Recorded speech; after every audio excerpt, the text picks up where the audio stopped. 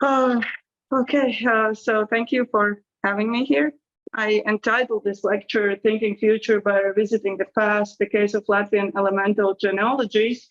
And in many ways, it's kind of the thing that I want to finish my postdoctoral project with. So I have the project on the genealogies, the body and environmental ethics in Latvia. And I started it with some theoretical assumptions, with the idea of body, environment, and parallelisms in culture and also in lived materiality.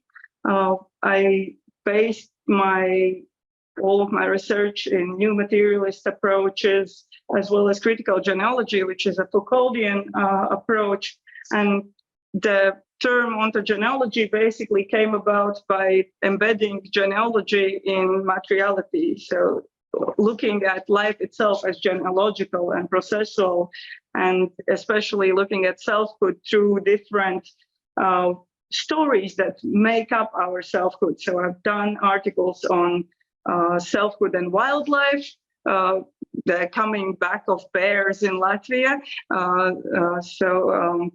I've done articles on food and selfhood, and what I turned to in the second part of my project was situated knowledge more concretely. And there I wanted to problematize Baltic mythology, or rather not problematize, but employ it as a sort of vehicle for futurities and for seeking out more sustainable and more affirmative environmental ethics, and seeking ways in which we could also dilute the homogenization of the global north. Thus also kind of following other authors that try to do the same.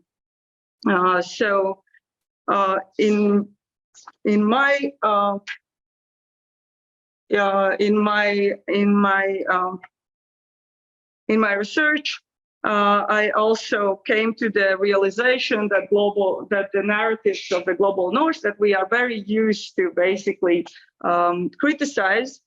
So it might be a critique of capitalism, it might be a critique of patriarchy, or it might be any kind of other very used, very often criticized narrative that we have. Is also the critique is also strengthening this narrative. So basically, when we only criticize and we do not seek alternatives, and we do not say that okay, this dominating genealogies really make us what we are, but we also have other things that also make us what we are, and these are alternate ontogenealogies that we live by, then we actually end up strengthening rather than diluting this global northern narrative. And my usual example for this is that everyone needs to belong to something. We need some kind of identity. And if I'm told you're a consumer and that's what you are, in the long run, although it's a negative kind of selfhood, a negative identity, it's still an identity and it's still a belonging, and I can be this consumer, and I can have the climate grief, and that's some kind of identity that I have. But maybe we should rather look at the things that also make us and that could be revitalized and revisited from, for example, and in this case, pre-Christian knowledges and pre-Christian religion. And pre-Christian, well, I would not even say religion, but like just lived practices and knowledges that were there, and maybe also continue to kind of work today. So while I strongly support process ontology, I have also come to the realization that while latest research in environmental humanities, and in particular new materialist and post-human studies, proposes some kind of ontological shift in thinking and living, and basically saying that it's necessary for achieving ethical societal transformation, so that we have these consumerist or capitalist ontologies that we live by, and that we need to change them. But in a sense, I would say that there cannot be any kind of change if these ontologies that we are seeking do not already exist. So obviously we cannot look at some very foreign, we cannot find any foreign alien new knowledge that is not in existence in some form already. What should I do here? So that's Okay. that, yeah. Just put, okay, I could have done that, I think. So basically the two reasons that made me do this research is the first one, global northern narratives have been overly dominant, and also their critique is overly dominant in environmental humanities. And the second one being that to seek out new processual ways of understanding selfhood, we need to look at practices that are already somewhere present in our life worlds. So these were the two main reasons and main reasons for doing this research. And I propose in my approach the assumption that the step on the path of these alternate ontogenealogies, we can assume that two different approaches are equally important. So first approach is a phenomenological or another kind of first-person approach, for example, embodied critical thinking, that allows a factual experience of processuality, intercarnality, and emergence of thought before I consciousness, thus demonstrating the presence of embeddedness and transcorporeality in human day-to-day experiences. So we can approach this from a first-person analysis type of approach and seek out the ways in which we already live and processual selfhood. But the second one, which is, I think, more important for this lecture, is a genealogical revisitation and a visitation of alternate old epistemologies that bring about our worldings, while their presence might be largely unrecognized and concealed by the predominant genealogies. The predominant genealogies being mostly genealogies of disembodiment or of alienation, of human detachment from nature and its elemental connectedness. And to draw these both approaches together, I propose revisiting Latvian folk epistemologies as a sample case, particularly in this lecture, of alternate yet already kind of present genealogies that could be applied for reinventing ways to experience environment embodiment and to search for affirmative environmental ethicalities for the future. While indigenous knowledges, mostly from the global south, but also including Sami and Inuit knowledge, have been to some extent already reflected upon, today searching for valuable epistemologies for relating to the world in a more sustainable way that differs from the dominating homogenized global northern approaches, I propose the significance of looking also into our own European pre-Christian epistemologies and recognizing how they remain co-constitutive for lived materialities today. So this is a view that I share with authors such as Sophie Strand, Nancy Mary Brown. You can see the book about elves and how they could maybe save the world. Also, I think that this view is kind of also similar to how Cyril Toplak has approached the idea of Slovenian nature worshippers.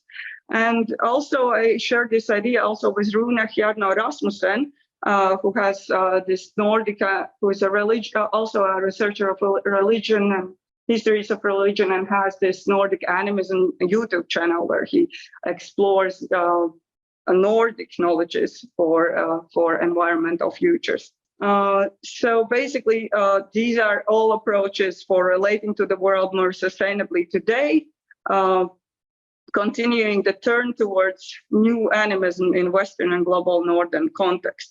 And it's not meant to appropriate indigenous knowledge, but rather to demonstrate the ontogenealogical heterogeneity of spaces largely thought of as homogeneous and summarized under the umbrella term of the global North. So while it's not possible, and I think it's not also desirable to recapture the past or to return to the past, I think that it's these partly local, yet always also entangled with closer and further regions, these knowledges that are basically entangled and do not and cannot be put under a single denominator of either being local or global, but rather breach beyond this dialectic of local and global, provide insight into building future societies upon the idea of a meaningful, sensible materiality, especially in the context of pre-Christian sacrality of nature cultures that place meaning beyond and before human eye consciousness, thus capturing the idea of consciousness as the result and not the source of sensible agency of materiality. And what I really like about this revisitation is that basically they are not only a source of inspiration, but they are also present in our life worlds to an extent. So now I move into the case of Baltic mythologies. So there are some reasons why I think that Latvian and Baltic knowledges are good examples. So first, the reason is that basically Latvia has been Christianized rather late. It's only in the 12th to 14th centuries. So that kind of not helps, but it means that we retain a large part of this pagan worlding, and it's still a large part of our living and thinking. Even I could argue you could argue that, and also we have the so-called, or we could call these sacred scriptures, which are actually like 4-line poetries called Daina. In the form of traditional poetry that encompasses many subjects from everyday life and work, including sexuality, relationship-themed folklore, up to enchantments, cosmology, and other sacred topics. So I think that these Daina are also a very good reason for turning to Latvian knowledges. Nevertheless, although they are alive in culture and have been used as part of education, like children education in schools and everywhere, and also on a personal note, I was in a folklore type of group, educational group for 4 to 9 years old, and I have these Dainas have lived with me all my life in such a way. Instead, which is one of the reasons why I also think that it's a very good topic to explore. On the other hand, folklore is, while it is present in schools, it often lacks any context. It's often just presented in a very flat way, without proper education or interpretation or allowance to interpret it in your own way even. And also it's often used for like nationalist or moralist agendas that kind of change the way in which we could find any kind of link to these pre-Christian knowledges. That's why I included also this picture. I really don't like this picture. It's supposed to be on this song by Martin Brauns, a very famous song that many Latvians want to be the hymn of Latvia. And it's supposed to show Santander and Daugava. But what I think is very wrong about this picture is that they try to make it like a triad, like God and the Holy Spirit and something like that, when in fact there was no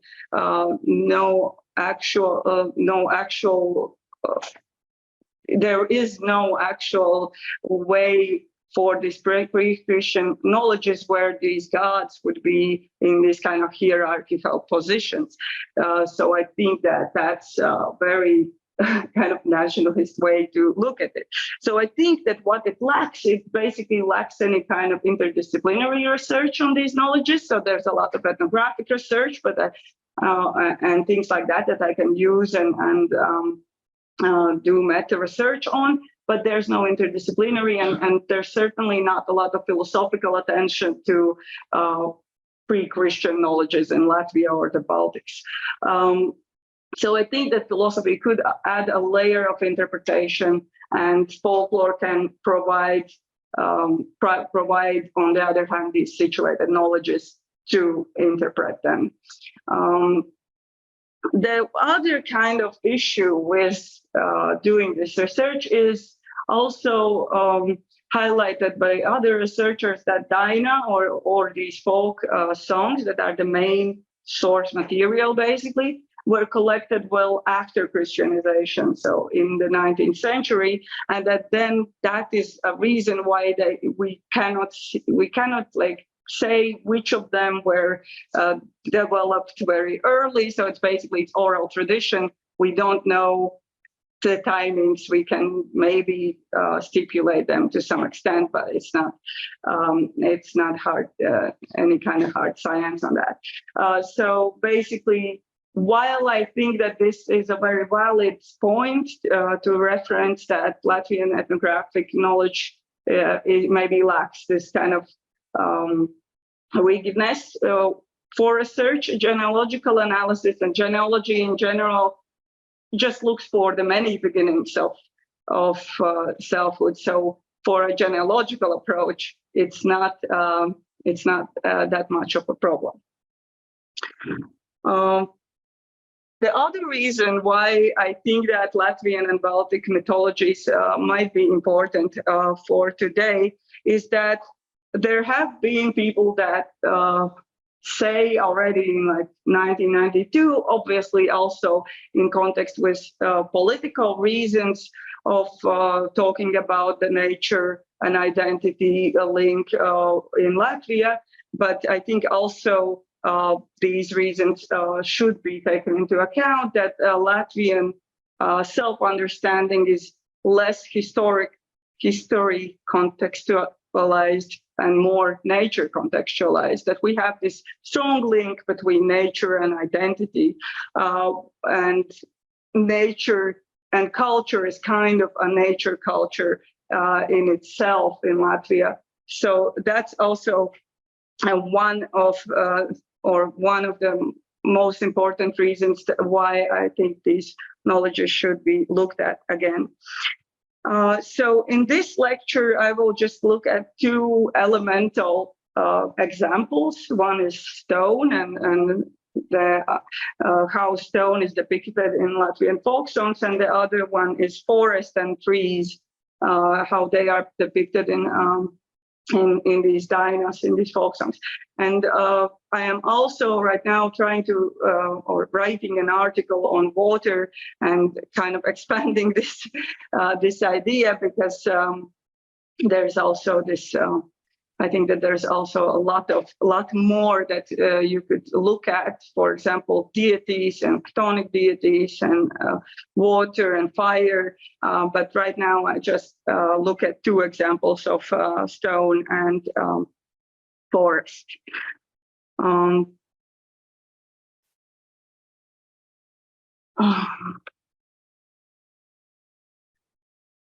So Latvian folklore has many references to stone as a significant reminder of the basis of becoming. Recurring is the theme of stone in the middle of the sea, while water, stone, and forest, all three of them are in a sense the three most sacred elements of old Latvian tales and lore.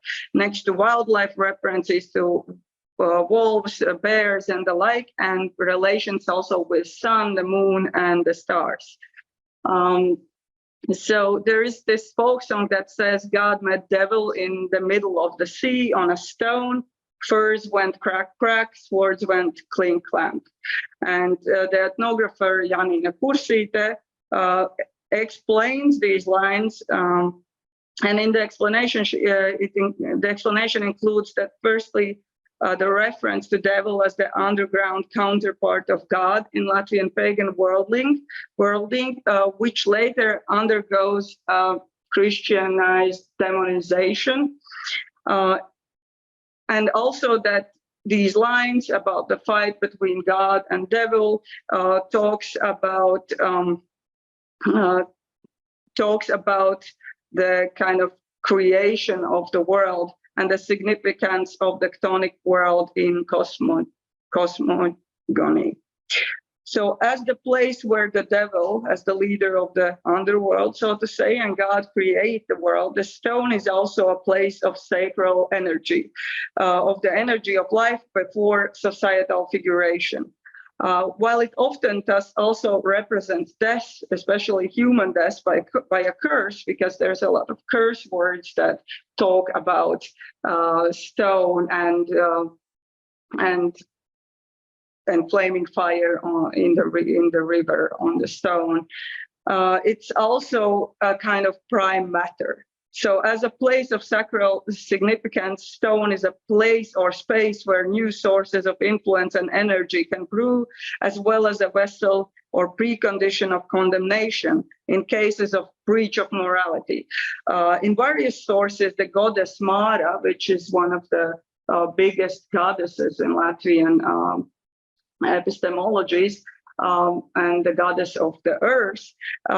So she, in the form of a grass snake, snakes are also very important, especially the grass snake is very important in Latvian knowledges, and in a sense stands as a symbol for female wisdom.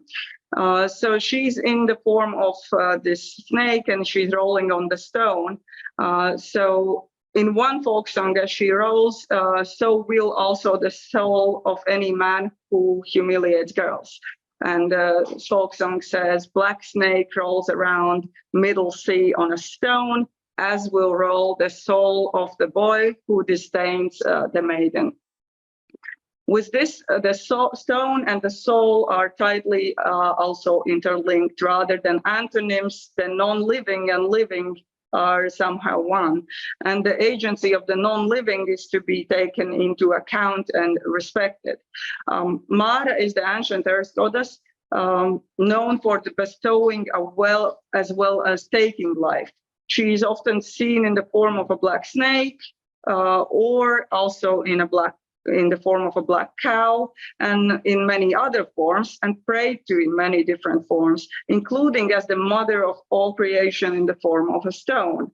Moreover, the existence of popular adaptations. And there is this folk group, Ilji, that made this song into that is most well known. I knew this song firstly from their adaptation, from their folk or folk rock kind of adaptation of it. So I think that this kind of popular adaptation also shows that we can employ Dainas in current worldings. So in this case, also in a sense, also in a feminist or a feminine strength kind of context. So as these Dainas show, the tone in Latvian pre-Christian thought represents the stone represents the first beginning, the static kind of unchanging essence, and the beginning of every land piece as the place where the kind of a middle sea kind of stone where the first fight or reoccurs all the time. As well as the cosmos itself, embodying not only the non-living static landscape, but also the potentiality of life within the non-living. Sacred stones are, by the way, also still present in the landscape of Latvia. There's also obviously a discussion around that in case of like modern or more consumerist tries to say that this or that is a sacred place or something like that. So it's to be contested for sure. But the very idea that these are important things kind of also, I think, inspires further research. So to move on to the idea of that I called "Are the Stones Still Alive?" or the idea of how we can use these worldings for environmental humanities today. I think that the agency of the stone represents the discussion of life and non-living as a problematic dichotomy, especially in the context of death as an instance in life demonstrated as its opposite only in the context of a self, conceived in the context of human-centered substance ontology. So I think that the stone can help us, or the worldings of the stone can help us go over that dichotomy of life and death. While life and death already lose their oppositional value in critical posthumanist worldview of processuality and continuity beyond the individual non-living, and life still represents a dichotomy that is to be rethought to realize the entanglement of becoming. The sacrality of stone in Latvia and the nearest regions allows reconsidering the idea of stone and nature beyond life as sensible and agentic forces co-constituting human and more than human life. But it also has a symbolic value of nature cultures valued beyond and before eye-conscious decision. We are meaning in simplicity as referring to more knowledge than words, which then refers onto the lived body as more knowledgeable in its pre-conscious state than the consciousness that reflects upon it. The stone refers to essence as a slow time that is nevertheless in process and transformation. As such, it stands in opposition to plastic as an object par excellence, a cancerous fixedness of matter in a non-destructible life everlasting, and represents the potentiality of life within non-life, but also allows understanding of nature cultures beyond the dialectic of civilization and wilderness, because stone, if we think about it, is like a stool on the fringe of life. Quite literally, in the context of Stone Age, for example. So stone as a before and after, or a before and after in one word, as I like to call it, is both the place of creation as well as the place of remembrance. It is thus a special place of justice for the unjustified and impossibility enacted. Drawing a thread through and from the stone, which is a very common theme in Dinas again, appears as a mythological imaginary of the impossible, as well as a cautionary tale against a binary A is not a logic. So there's this other popular folk song, on the stone I cut the firewood, I lit the fire in the stream, I let there warm up those folks, those that do not wish me good. So this wish delivered a very strong message. Perhaps it's also a dark spell, and this wish should not be taken lightly, while also demonstrating the possibility of the impossible. I lit the fire in the stream, so and I draw the thread from the stone. Fringes fringes in general in Latvian epistemologies are places only for the wise. I would say that they are somehow the philosophical places, or the also the religious, the sacral places. It is safer and more ordinary within the middle of the space. If we talk about children who are referred to with the totems of trees, often, then it's like, I put the linden tree in the middle of the room, which means I put the small girl in the middle of the room, if we want to have a literal translation. So the middle is also very important, but it's a place for ordinary human organized life. So perhaps here also the possibility of the impossible indicates a point of margin, a kind of fringe, the place for the philosophical and the sacral, which is not to be taken lightheartedly. The stone as the place for the impossible, while also a place for justice, thus allows thinking of justice in remembrance. When there is no justice, is there justice after all is precisely after all, in precisely its non-being, its silent kind of bracketed objectness, so not object or subject. Basically, maybe there is some kind of not impossible justice, a lack as a memory. This interpretation ties in also with the morphisms in stone that are often part of mythologies. Thus, in 1965, the Latvian landscape lost its most famous and only real waterfall, Staburadze, which many people protested and went to say goodbye because it was a very because of the building of a hydro station, it was lost underwater, and it was a nationalist and Soviet kind of clash, and in some ways it was one of the important protests for Latvian identity, despite that this fight was lost. And this Staburadze, this only waterfall, only the bigger waterfall, this waterfall, similarly to other cliffs in the world, also bears an old tale of a girl whose fiance, a fisherman, dies in the river fishing, after which she stays there on the riverbank and turns into a stone, but the tears do not stop flowing. So this is a newer, already romanticist tale. Nevertheless, its message seems to mirror the idea of stone as not only the place of potentiality or creation, but also a place of remembrance. As I try to showcase in these reflections on stone, on the conceptual context of stone becomings, the stone is a marker of the possibility of the impossible and the before and after life. And as such, it stands as a marker of nature cultures, where it signifies the possibility of tools, that's thus demonstrating the necessity of viewing technology beyond the dichotomy of wilderness and civilization, while also being firmly a part of nature. It resounds the sacrality of sensefulness of nature cultures, where it signifies the slow time of remembrance in the non-memory of the after, and it resonates creation as a symbol of materialization of potentiality in the non-time of the before.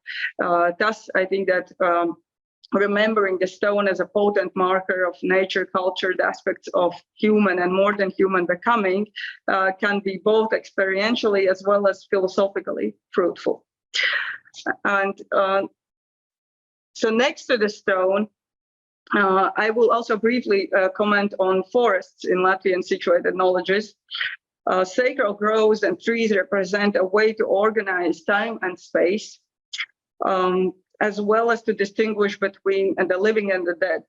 The Latvian equivalent of the world tree is called Austraskurks, which symbolizes the sun's path and the order of the world, with its roots digging into the underworld, leaves growing into the sky world, and trunk representing the middle, again, the organization of space and time, where the middle is the human world.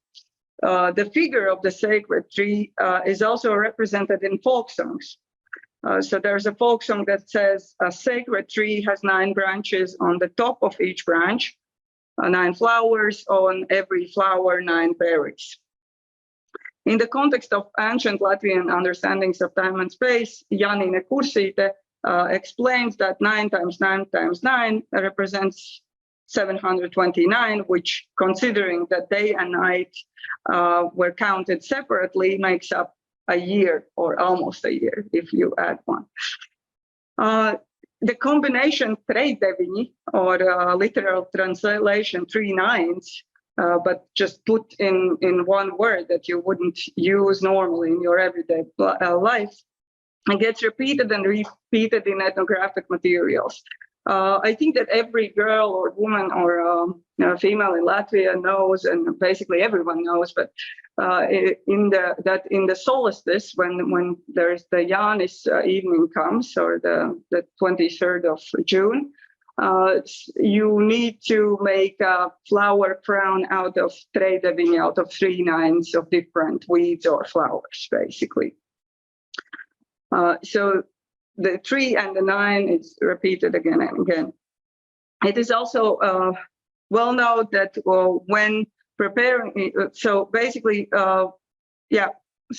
So moreover, sacred groves and sacred trees also organize time and space, with sacred trees sometimes designated the middle. Thus, the tree in the folk song encapsulates both time and space, and rightfully so, since while they live long, trees are both the guardians of space as well as representatives of the changes of time within their growing processes. If water and stone get mentioned more as everlasting, literally living the lifespan of the sun, and are thus contrasted in a popular folk song to the mortality of the human being, then trees speak of to the transformative aspects of life and the cosmos in a broader sense. And as organizers of time and space, stand on the margins of sacral and secular space. Moreover, where stone represents the initiation, the beginning of time and space, trees are the extension, the organizing feature of the time and space. As mentioned earlier, in the middle is usually the safest place, while the fringe is something uncanny, yet it can also be sacred or philosophical. The sacred grove is thus also associated with what is crooked. It is not something skewed or wrong, but rather a way around, as opposed to everyday dealings that just go straight forward, which is why sacred groves get the definition of being alka groves, associated with a turn, or alkvanish, as this part of the arm. A sacred is the philosophical, the senseful materiality taking part in the symbolical co-constitution of the world. Trees are thus the sacral organizers of time-space. They distinguish between the living and the dead, the sacral and the secular, with alka or sacral groves. The safe middle and the philosophical margins on the threshold of the sacral world beyond life.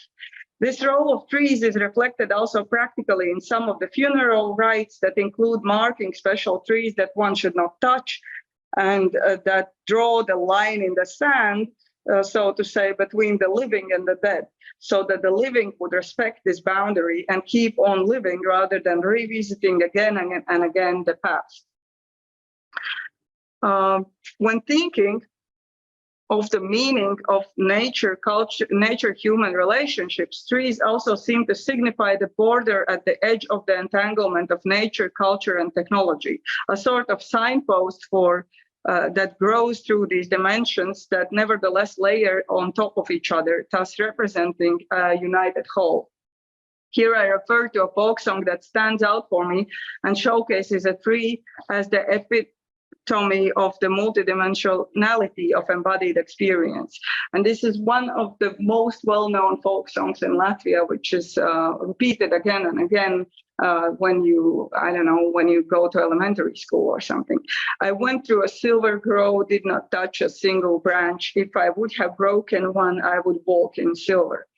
Although the folk song probably refers to a sacred grove where multiple sources born from breaking branches, it seems that this folk song does not have a single right interpretation, since it starts an important discussion where unnecessarily touching a branch does not end in misery or a problematic situation, but rather affords one the status of walking in silver. This goes beyond the dialectic of reward and punishment when deciding upon changing the natural flow of things, and highlights an alternate significance of not touching what is not yours.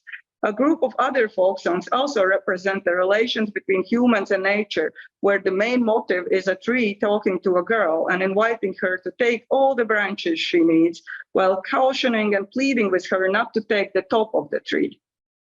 Other songs talk about a tree and a fellow or a girl arguing with the tree because of the breaking of the top of the tree.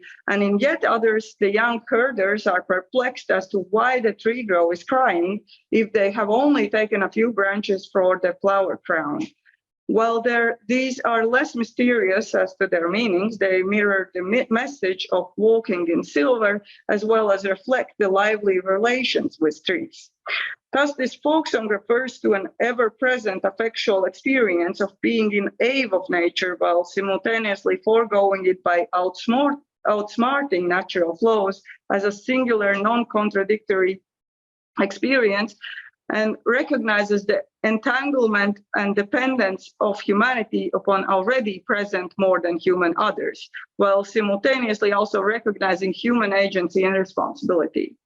Today, the processuality of wood products is significant and still present in many Baltic and Eastern European countries in heating and building and all other different contexts that there might be, and thus constitute the basis of this folk song, where choosing one or the other is not a straightforward decision, but rather a reflected move that includes both touching and remaining in close entanglement, and the notion of rather leaving untouched where possible.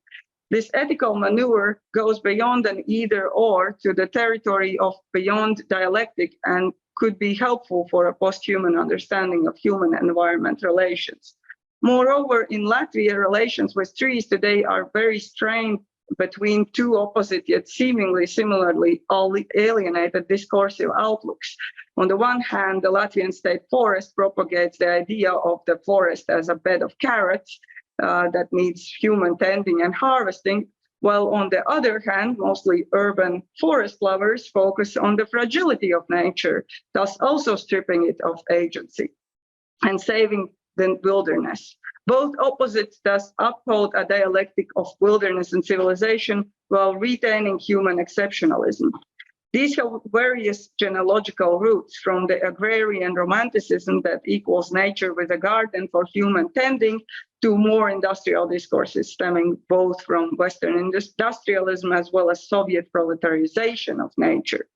Undeniably, also the past sacralization of trees is transformed in a transformed way today might have an impact on the imaginaries that equate nature mostly with plant life, and especially the forest, thus building imaginary boundaries between the planet per se, nature as the living realm beyond humanity and civilization, and the human being. Still today, to be at home in Latvia often means being within the safe harbor of trees, as many Latvians pride themselves of their mushroom picking and berry picking practices, and the forests are free for roaming to anyone beyond the factual property rights. Consideration of the positive impact of the association between trees and nature is also a significant discussion point. When thinking of the agency of nature itself and the fact that more than half of Latvia's territory is clad in forest, it is clear that the environmental surroundings co-constitute this immediate affection and association. As the organizers of time and space, trees are thus not only one of the main symbols of what is most easily associated with nature in Latvia, but also importantly breach the dimensions of nature and culture. Hence, the practices that are already in place, such as gathering, gardening, and composting, which are still very popular in Latvia, which today mostly associate with the dialectic of the agrarian romanticists or industrialist attitudes and genealogies, might regain their sacral dimension in organizing human space and time within a nature culture.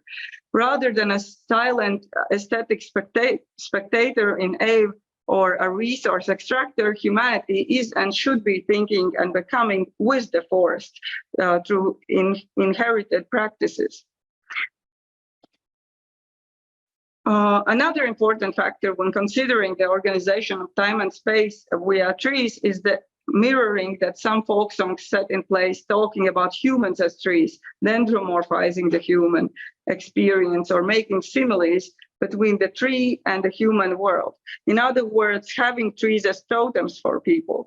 Thus, these songs both place the human within the trees, namely showcase humanity as part of the natural world and symbolically as part of the trunk of the Austrascogs or the world tree, the space-time dimension, and this is the space-time dimension that transgresses the boundaries of the various dimensions in terms of disposition, namely similar to how we could imagine that the designation of something as one simultaneously assumes the existence of 0 and 2 in this kind of logic. And they also delineate human belonging to the living mortal world as part of nature, growth and transformation of becoming, more similar to trees than, for example, stone and water.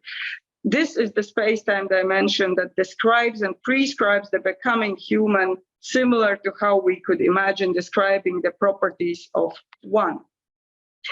Trees are the marker of the human-nature relationship and the process of life in its presence, both organizing and delineating time and space, and thus placing humanity in a particular yet transformative place within cosmos, as well as transgressing the dimensions. Thus, while stone stands for the before and after and the slow time of the sun, trees denote the sacral interconnectedness of various planes of becoming, while also organizing this multidimensional space and clearing the space for human activities and livelihoods.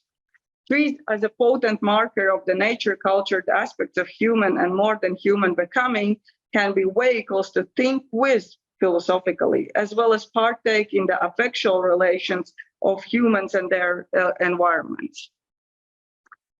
So, nearing the conclusion of this lecture, I just want to also briefly talk about a popular folk song in Latvia that tells the tale of the youngest daughter of a mother drowning in the river, being thrown out on the riverbank and becoming a linden tree. In part, these are also initiation songs that talk about not real dying, but becoming a woman or growing up, so to say. That's why they refer sometimes to the youngest daughter. But what I think that is very interesting in this one, and which is also a very popular one that people often sing, is that she becomes the linden tree, and then the tree is cut, and the Latvian traditional sitar or kokle, this musical instrument, is cut out of this tree, fleshed out of the tree. And the kokle, the instrument, sings so poignantly and so beautifully that the mother recognizes her lost daughter singing.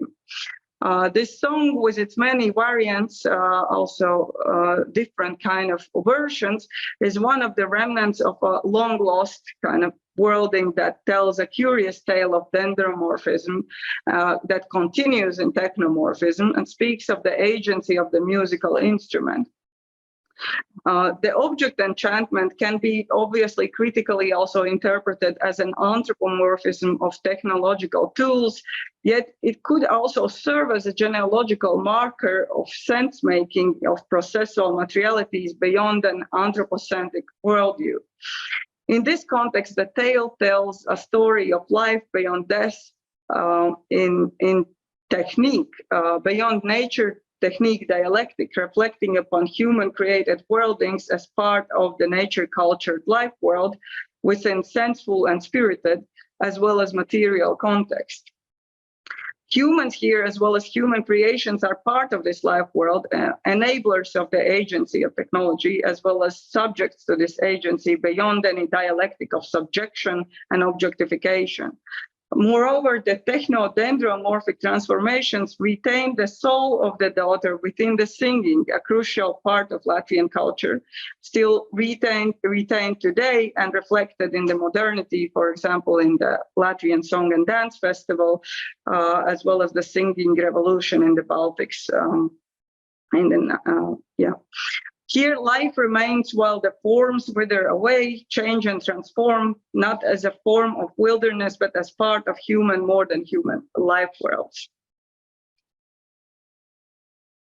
In the long-lost lore of the past, the link between human embodiment and embodiment in general and the environment And thus also the understanding and experience of life and nature is radically different from the common assumptions. Yet they are significant ontogeniological marker for an environment embodiment that is still lived and breathed in every second we live. Thus, these past epistemologies are a possible source of futurities when accompanied by embodied critical thinking or an alternative body intelligence that allows a peek in the beyond of habitual lived conceptualizations and materialities. Today, when human stone and human forest relations are largely de-enchanted, touching a stone or the bark of a tree might not achieve the effect or the same effectual relatedness to the non-living or to the non-living and living materialities. Moreover, the idea of faith today has traveled far from its notion in pre-Christian thought, where at least for ancient Latvians, faith was thought to be linked with the idea of usefulness. To be faithful is firstly to be useful, as highlighted by the ethnographer Janina Pursīte. Thus, while there is a de-enchantment of the life world around us, alienation from what it means to be faithful is also present, making it a twofold predicament of loss of affection and enchantment resulting in alienation. Where enchantment was related to practicality and application, disenchantment has resulted in alienation and transcendental trickery. Faith, becoming uprooted from its practical yet enchanted materiality, loses grip and becomes an empty promise, while the materiality also loses its sensefulness and becomes empty rigidness. This connection of both materiality and faith, when untangled, leaves both to become empty concepts without the senseful material grip. A re-enchantment or restoring of materiality could therefore bring faith back to its material rootedness, while simultaneously bringing the spirit back to materiality, going beyond the dialectics of transcendence and materiality. The story of the girl becoming music instrument recognizes faith as a lived experience embodied in the materialities we live by, rather than disconnected or discriminating against what kinds of human-centered or non-created materialities the sensefulness of spirit can be attributed to. This reflection of spirit or vibrancy of matter in human-created technology also reflects today's worldviews of the law of conservation of energy and anchors faith again within the embodied experience. With this story, I thus propose to finish here this unfinished inquiry of life and nature in Latvian pagan worldlings, recognizing within it both the unspoken presence of the stone beginnings implied by the chthonic undercurrents of the theme, as well as the extensive time-space organizing presence of trees that allow the separation of the world of the living and the dead, yet at the same time building links between both realms. As such, the stone and the forest in Latvian mythology have shown the possibilities to frame and, most importantly, experience a Dionysian understanding of life and nature beyond and before a dichotomy of life versus death, nature versus culture, while still retaining an Apollonial structure for the understanding of the world that includes the possibilities of A being not A, while upholding a much more complicated frame of reference of the relatedness within. Thank you.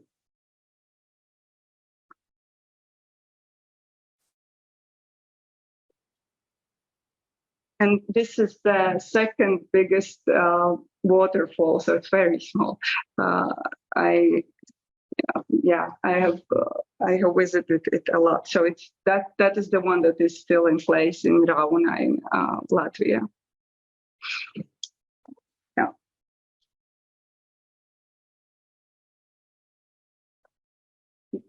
Okay. Yeah. I have a question. Yeah.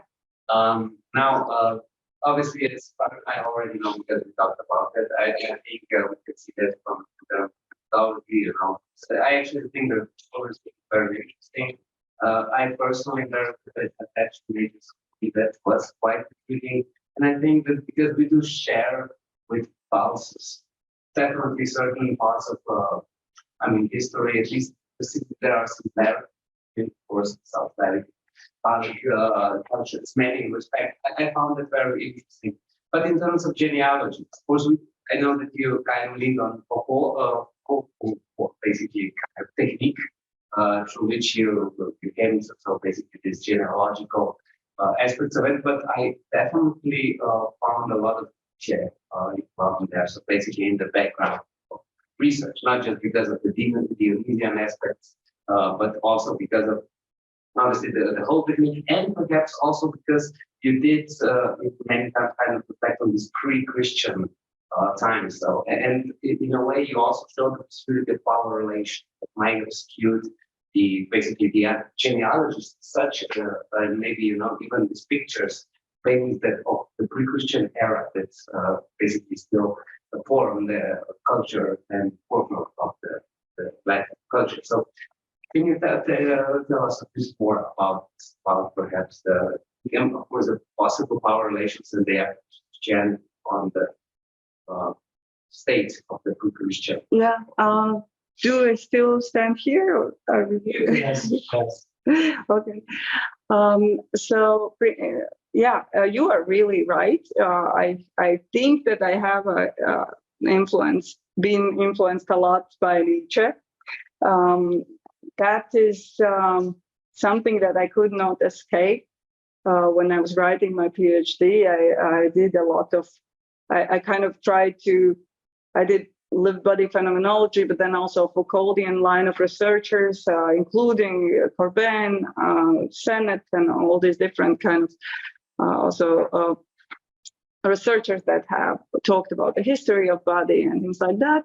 But then I always kind of was pulled back towards philosophical anthropology also, and in mostly Nietzschean philosophical anthropology. At least that was what I was told in my defense by one of my reviewers, that, and not in a bad way, that this is also philosophical anthropology more so than maybe what I said I was going to do. And I actually enjoy Nietzsche a lot. I wouldn't say that I agree in the contents of all that he's saying, but I really like the form and the style in which he talks, and also the ideas that allow us to talk about the inscription of histories in the flesh. So I always start my explanation of genealogy with Nietzsche, obviously. With the approach of genealogy. So basically the part where he actually talks about the genealogy of morals, I wouldn't say that that's a very historically accurate thing to do, but on the other hand, he's the first to introduce that method in philosophy. So it's a Nietzschean Foucauldian idea. That's one point. The other point, I guess you asked also about how power relations come into this. Yes, in a sense, I mean, Latvia was, I would say that Latvia was Christianized by force. So it's not something that we chose. And in the beginning, I also said that we didn't yet have, I forgot the word. So basically, when gods are put in a certain order.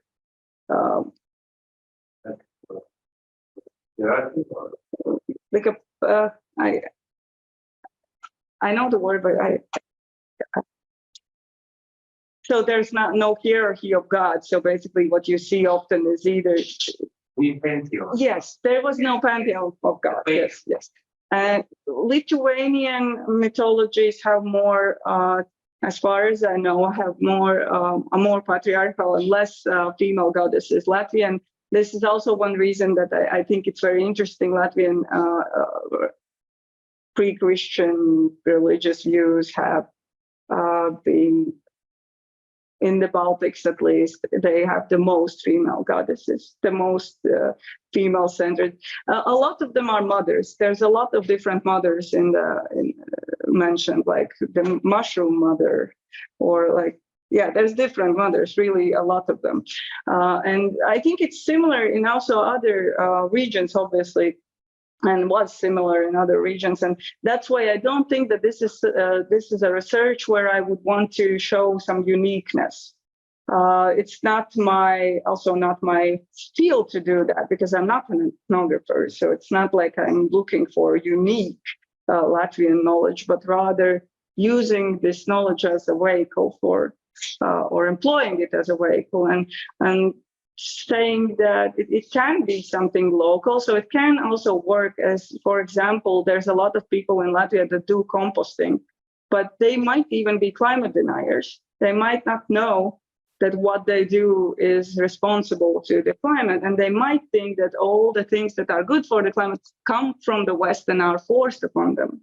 And then if they would look in this kind of, and sometimes they do look, and sometimes they do recognize that there's this nature identity kind of link in the Baltics or Latvia, and then they might, if we revitalize it more, it might be even better for also not only for, first of all, also for self-critique, but also for kind of looking into your own practices as something good for the environment. So I think that's also important. So that kind of can help in that sense. And then the third kind of strain or train of thought would be then, what can we take of this for like a more global approach or more global environmental humanities, ethics, and etc.